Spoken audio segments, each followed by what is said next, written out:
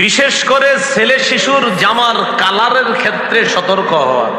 মেয়েদের কালারে ছাড় আছে, ছেলেদের কালারে সচেতন হতে হবে। মেয়েদের জামার কালারে ছাড় আছে, ছেলেদের ক্ষেত্রে যে কোনো কালার পরায়েন না, এটা সচেতনতা অবলম্বন করতে হবে।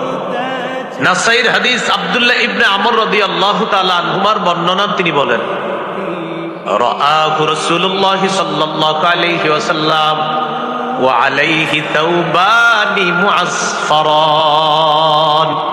রাসূলুল্লাহ সাল্লাল্লাহু আলাইহি সাল্লাম আব্দুল্লাহ ইবনে আমরকে দেখলেন, তার শরীরের মধ্যে কুসুম রঙের দুটি জামা। বলেন তো কি রং? فقال رسول الله صلى الله عليه وسلم هذه ثياب الكفار فلا تلبسها।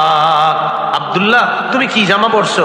এগুলা কাফেরদের পোশাক, এগুলা আর পরবা না, হলো এগুলা পরিধান করবা না।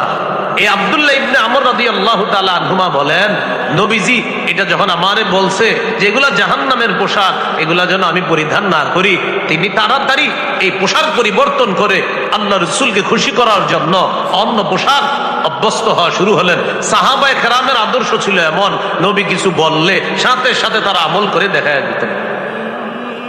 অন্য বর্ণনা আছে নবী যখন বলতেন যে এই পোশাকটা কেমন জানি, সাথে সাথে সাহাবায়ে কেরামের কেউ কেউ এমন করতেন, উনি মাটিতে বসার আগে ওই পোশাক চেঞ্জ করতেন। মাটিতে বসার আগে বুঝছেন, মানে ওই পোশাকে উনি আর বসতেন না, যে না না আমি বসবো না, আমি জমিনে বসার আগে আগে পোশাক চেঞ্জ করতে হবে, নবীর হুকুম পালন করতে হবে, এরপর আমি জমিনে বসবো, এর আগে বসবো না।